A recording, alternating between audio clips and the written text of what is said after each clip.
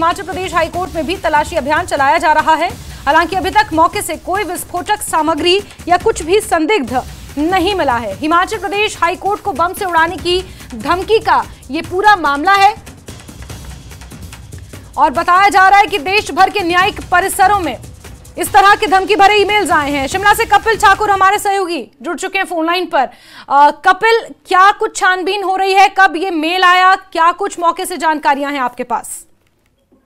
देखिए जैस्मिन, जिस तरीके से आज जो सुबह ही एक हाईकोर्ट को एक फिर पे दूसरी बार ये है जब हिमाचल प्रदेश हाईकोर्ट को बम से उड़ाने की धमकी प्राप्त हुई है और ये ईमेल के जरिए पहली बार नहीं है। इससे पहले भी सचिवालय को 2 बार बम से उड़ाने की धमकी मिल चुकी है और कई डिस्ट्रिक्ट के जो डीसी ऑफिस है वहां पर जो है बम से उड़ाने की लेकर धमकी मिली है, लेकिन उसके बाद उसमें कुछ पाया नहीं जाता है। जब जांच होती है और बाद में जब वहां पर स्क्वाड मौके पर पहुंचता है तो तलाशी में कुछ निकलकर नहीं आता है और अब एक बार फिर से वहां पर जो है ये हाईकोर्ट को बम से उड़ाने की धमकी मिली है। उसके बाद जो बम डिस्पोजल स्क्वाड है वो मौके पर जरूर वहां पर पहुंचा है और तलाशी फिलहाल चल रही है। हाईकोर्ट के अंदर जो तलाशी अभियान फिलहाल चल रहा है। कपिल, हाईकोर्ट परिसर को क्या खाली कराया जा चुका है? उसके आसपास का इलाका, उसको लेकर कोई जानकारियां?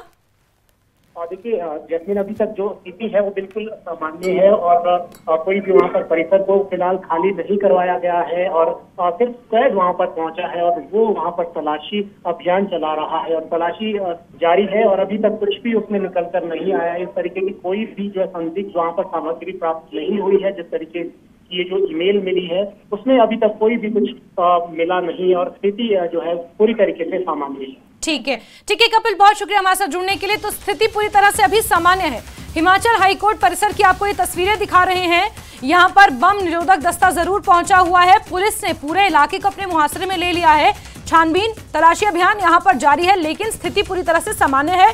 कुछ भी संदिग्ध या विस्फोटक सामग्री अभी तक यहाँ पर नहीं मिली है, ये बड़ी खबर है। लेकिन ईमेल के जरिए हिमाचल हाईकोर्ट और देश भर के न्यायिक परिसरों को इसी तरह से बम से उड़ाने की धमकी भरे ईमेल्स आए हैं, जिसके बाद हिमाचल प्रदेश हाईकोर्ट की सुरक्षा व्यवस्था को बढ़ा दिया गया है और यहाँ पर तलाशी अभियान बड़े पैमाने पर जारी है। आगे बढ़ते हैं। पहलगाम हमले पर मुख्यमंत्री उमर अब्दुल्ला का बड़ा बयान सामने आया है। पहलगाम हमले में कोई भी स्थानीय शामिल नहीं था, ये उमर का कहना है। पहलगाम हमले के हमलावर पाकिस्तान से आए थे। एनआईए की जांच में सच्चाई सामने आई है। मुख्यमंत्री उमर अब्दुल्ला ने यह स्पष्ट किया है। रिपोर्ट्स के मुताबिक पहलगाम हमले में कोई स्थानीय व्यक्ति सीधे तौर पर शामिल नहीं था। हमलावर पाकिस्तान से ही आए थे। हालांकि 2 स्थानीय लोगों को गिरफ्तार किया गया है, जिन पर आरोप है कि उन्होंने हमलावरों की मदद की थी। संभव है कि खाना या कुछ और रहने की व्यवस्था, कुछ लॉजिस्टिक्स उन्हें मुहैया कराए हों। हालांकि जांच में ये पहलू भी सामने आ रहा है कि इन दोनों स्थानीय लोगों से जबरदस्ती या दबाव में ये मदद ली गई हो। ये एनआईए जांच कर रही है। 5 दिन की रिमांड पर ये दोनों हैं, बशीर और परवेज अहमद। और इस बीच मुख्यमंत्री उमर अब्दुल्ला का ये बड़ा बयान, जिसमें उन्होंने ये स्पष्ट किया है कि कोई भी स्थानीय, कोई भी जो मकामी है वो इसमें शामिल नहीं था। 22 अप्रैल को पहलगाम की बैसरन घाटी में यह आतंकवादी हमला हुआ। इसको लेकर मुख्यमंत्री उमर अब्दुल्ला ने यह बड़ा बयान दिया। उन्होंने कहा कि पहलगाम हमले में कोई भी स्थानीय मौजूद नहीं था और एनआईए ने 2 लोगों को जिन्हें गिरफ्तार किया है, हो सकता है कि उन्होंने डर के मारे या दबाव के चलते आतंकवादियों की मदद की हो। ये पूछताछ में स्पष्ट होगा। बीते कल उनकी पेशी हुई। 5 दिन की रिमांड पर उन्हें भेजा गया है। लेकिन मुख्यमंत्री उमर अब्दुल्ला का ये बड़ा बयान कि पहलगाम हमले में कोई भी स्थानीय शामिल नहीं था। जिन्होंने इस हमले को अंजाम दिया वो सीमा पार यानी कि पाकिस्तान से ही सुनियोजित तरीके से इस हमले को अंजाम देने की मंशा से यहाँ पहुंचे थे। यह है कि जनाब इसमें कोई लोकल इन्वॉल्वमेंट नहीं थी। जो भी इसमें जिन्होंने बंदूकें चलाईं, जिन्होंने उस 26 लोगों को मारा, वो सारे बाहर के थे। अब एनआईए के इन्वेस्टिगेशंस के तहत 2 ऐसे लोग गिरफ्तार हुए हैं जिन्होंने वहाँ इन लोगों की मदद की और शायद एनआईए ने यह भी कहा कि इन लोगों से ज़बरदस्ती मदद ली गई। इन्होंने खाना वगैरह दिया लेकिन इनके साथ ज़बरदस्ती हुई। अब इन्वेस्टिगेशन चलने दीजिए, उसके बाद जो चार्जशीट वगैरह होने हैं वो एनआईए की तरफ से पेश होंगे। चलिए आगे बढ़ते हैं खबरों में। और दिलजीत दोसांझ की फिल्म सरदार जी 3 में पाकिस्तानी एक्ट्रेस हानिया आमिर को लेकर विवाद शुरू हो चुका है। दोसांझ के बहिष्कार की आवाज भी उठने लगी है। ये विवाद फिल्म सरदारजी 3 के ट्रेलर सामने आने के बाद शुरू हुआ, जिसमें हानिया आमिर फिल्म के लीड रोल में दिखाई दे रही हैं। फिल्म 27 जून को रिलीज होने वाली है। सरदारजी 3 दुनिया के कई देशों में रिलीज होगी, लेकिन हानिया आमिर के चलते ही इसे इंडिया में रिलीज नहीं किया जा रहा है। बावजूद इसके फिल्म में हानिया को लेकर दिलजीत दोसांझ लोगों के निशाने पर आ गए हैं। सोशल मीडिया पर उनके बहिष्कार की आवाज उठ रही है। तो बड़ी खबर आपको बता रहे हैं, सरदारजी 3 का इंतजार फैंस को बहुत ज्यादा था। दिलजीत दोसांझ के चाहने वाले इस फिल्म का इंतजार कर रहे थे। 27 जून को ये रिलीज होनी है, लेकिन इस बीच पंजाबी सिंगर और पाकिस्तानी एक्ट्रेस हानिया आमिर एक बार फिर से विवादों का हिस्सा बन चुकी हैं। भारत पाकिस्तान तनाव के बीच भी हानिया आमिर को लेकर विवाद शुरू हुआ था। भारत के खिलाफ बयानबाजी करने में वो सबसे आगे थी, और जब सिंधु जल संधि निलंबित हुई और उस वक्त भी फैंस ने जिस तरह की प्रतिक्रिया दी और पाकिस्तानी एक्टर्स पर भारत में बैन लगाया गया, इसका खामियाजा अबीर गुलाल फिल्म को भी झेलना पड़ा, जिसमें फवाद खान थे। उनकी फिल्म भी रिलीज उस वक्त नहीं हुई। और ऐसे में जो हालिया पाकिस्तान और भारत के बीच तनाव की स्थिति है, हानिया आमिर का इस फिल्म में शामिल होना, सरदारजी 3 में एक तरह से लीड रोल में होना दिलजीत दोसांझ के साथ, अब इस फिल्म को विरोध का सामना करना पड़ रहा है। हालांकि दिलजीत दोसांझ ने इसकी रिलीज डेट शेयर करते हुए लिखा कि ये ओवरसीज रिलीज होगी, भारत में इस फिल्म को रिलीज नहीं किया जाएगा। और हानिया आमिर और दिलजीत दोसांझ के साथ फिल्म पूरे सब लोगों को इस फिल्म का इंतजार था। पहले जब टीजर आया तो उस वक्त ये लगा कि हानिया आमिर को रिप्लेस कर दिया जाएगा।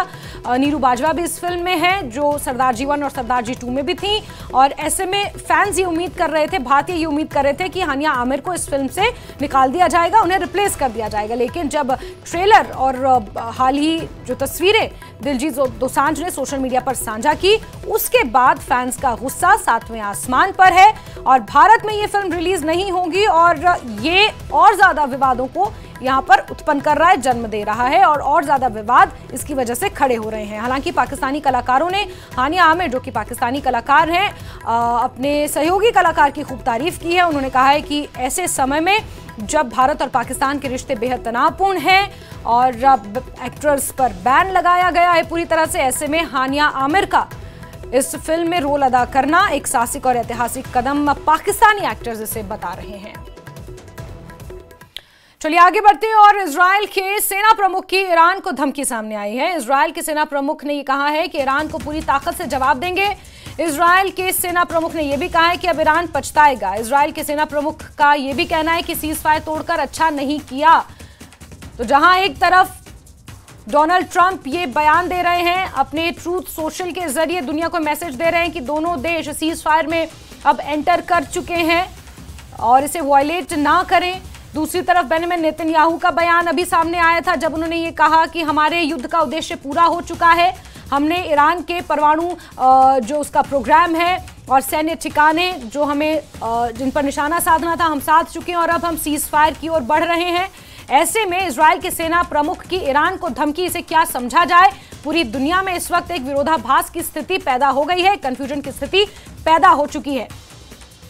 बेंजामिन नेतन्याहू का बयान कुछ और इजराइल के सेना प्रमुख का बयान कुछ और आ रहा है। इस बीच ईरान बाज आने को तैयार नहीं है। ईरान की तरफ से भी लगातार बैलिस्टिक मिसाइलें दागी जा रही हैं और बीरशेवा इलाका है इजराइल का, जहां पर भारी तबाही का मंजर देखने को मिल रहा है। इस बीच इजराइल के सेना प्रमुख की धमकी भी ईरान के लिए सामने आई है। ईरान को पूरी ताकत से जवाब देंगे, ये इजराइल का कहना है। ईरान अब पछताएगा, ये इजराइल के सेना प्रमुख का कहना है। ईरान ने सीज फायर तोड़कर अच्छा नहीं किया, तो क्या अब इसे आधिकारिक मान लिया जाए? और अब ईरान की तरफ से मिसाइलों में जहां तबाही मचाई गई, वहां से पूरी जानकारी दे रहे हैं हमारे संवाददाता रिफत अब्दुल्ला।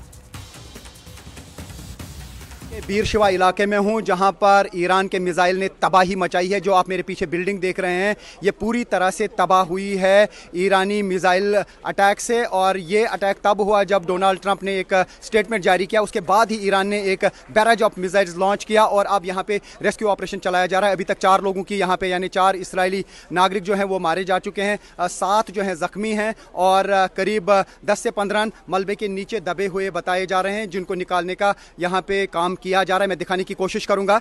ये आप देख सकते हैं, ये आप देख सकते हैं कि ओके, तो ये आप देख सकते हैं एक्सक्लूसिव विजुअल्स किस तरीके से यहाँ पे इजरायली फोर्सेस ये ऑपरेशन चला रहे हैं और हर तरफ से उन लोगों को अब ढूंढा जा रहा है जो बताया जा रहा है कि मलबे के नीचे दबे हो सकते हैं। गाड़ियों को चेक किया जा रहा है। ये आप सिर्फ न्यूज़ 18 पे एक्सक्लूसिव ये कवरेज देख सकते हैं कि इसराइल में ईरान के मिसाइल्स ने क्या तबाही मचाई है, किस तरीके की तबाही हुई है और बड़े पैमाने पे ये ऑपरेशन अब चलाया जा रहा है। उससे आप अंदाज़ा लगा सकते हैं कि जो ईरान की तरफ से मिसाइल दागे जा रहे हैं वो कितनी शक्ति वाले हैं, उनमें कितनी ताकत है कि सब कुछ यहाँ पे हिल जाता है। हालांकि आयरन डोम की बात पिछले कई साल से की जा रही थी कि इसराइल के पास आयरन डोम है और वहाँ पे मिसाइल असर नहीं करते हैं, लेकिन आयरन डोम को इवेड किया इन मिसाइल्स ने और मचाई है तबाही। हालांकि काफ़ी सारे मिसाइल्स इंटरसेप्ट भी किए जाते हैं, लेकिन काफ़ी सारे मिसाइल जो हैं इंटरसेप्ट नहीं हो पाते हैं, जिसकी वजह से ये तबाही हो जाती है। हालांकि जो ही डोनाल्ड ट्रंप ने स्टेटमेंट जारी किया उसके बाद ही ईरान की तरफ से ये मिसाइल दागे गए, जिनकी वजह से ऐसी तबाही हुई है जिसको अल्फाज में बयां करना मुश्किल है। जिस तरीके से हम गाज़ा से तबाही के विजुअल्स देख रहे थे या लेबनान से देख रहे थे, उसी तरीके के विजुअल्स आज यहाँ पे इसराइल में देखने को मिल रहे हैं, जहाँ पर अभी तक